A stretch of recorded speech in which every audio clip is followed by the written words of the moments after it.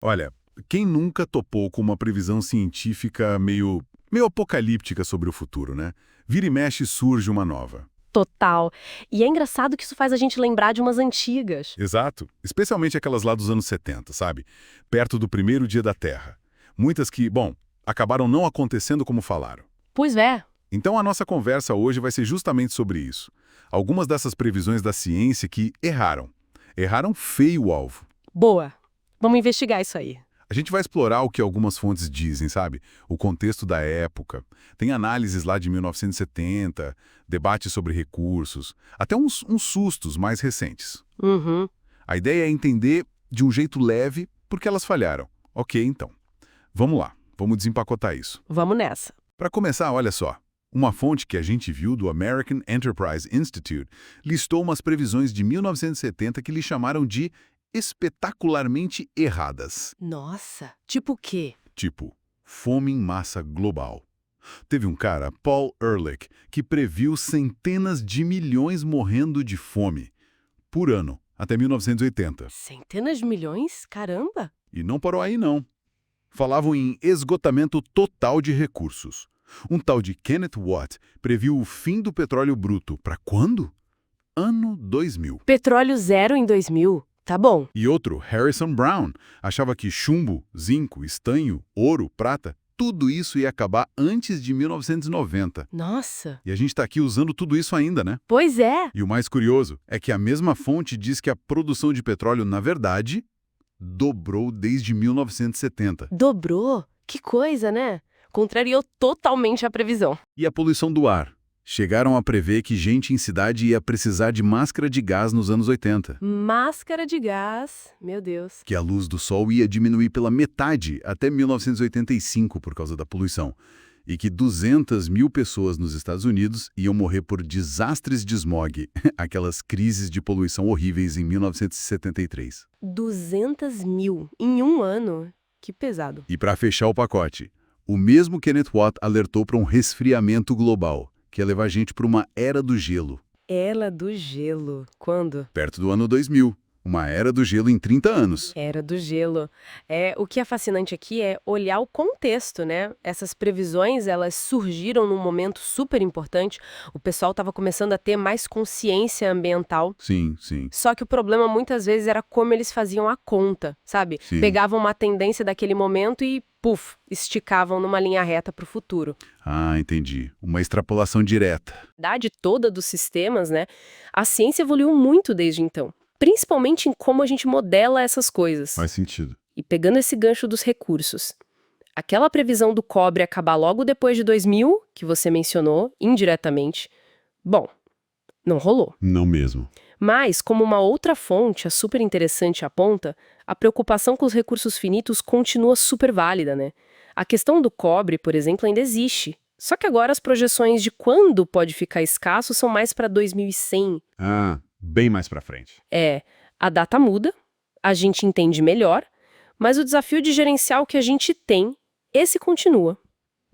E esses sustos baseados em ciência não pararam nos anos 70, né? Tivemos coisa mais recente. Com certeza. Quem não lembra daquele burburinho lá por 2008 sobre o LHC, o colisor de hadrons? Ah, sim, lembro bem. Espalharam que ele ia criar uns mini buracos negros que iam engolir a Terra. Nossa, isso foi intenso. Uma matéria do G1 na época chamou de fake news colossal.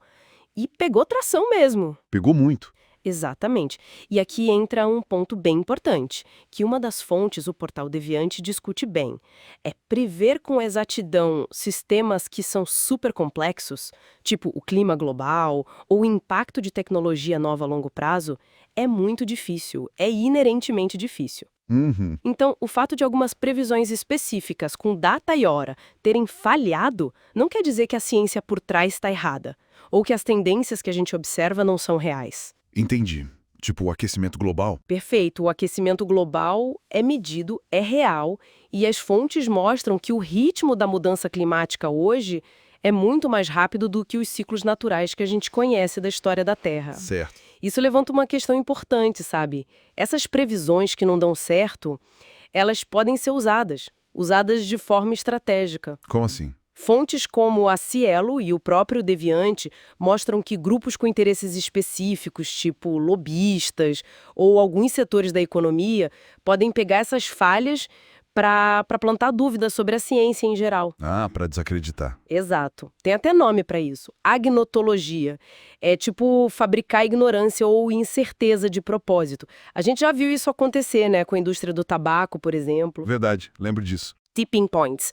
Aqueles limites em sistemas ambientais que, se a gente ultrapassar, podem disparar mudanças muito bruscas, difíceis de reverter. Uhum. Mesmo que as previsões passadas tenham errado o alvo exato, sabe? A possibilidade real desses pontos de virada justifica essa cautela toda da ciência. Então, o que tudo isso significa para a gente hoje? Porque essa tentativa de avaliar riscos e alertar, ela continua, né? Continua e muito. Um exemplo que apareceu nas fontes é o relógio do juízo final. A CNN Brasil, Cielo, Saúde mencionam ele. É ajustado por cientistas considerando riscos variados: nuclear, climático, pandemia e, mais recentemente, até inteligência artificial. Sim, é um bom exemplo. Mostra que essa avaliação de risco é um processo contínuo, vigilância constante. Então, recapitulando rapidinho aqui, a gente viu um monte de previsões científicas bem alarmistas, principalmente lá dos anos 70, que não rolaram como previsto. Fome global, fim de recursos, até era glacial. Isso. Mas o ponto-chave, eu acho, é saber diferenciar, sabe? Uma coisa é uma previsão específica com data marcada, que falhou.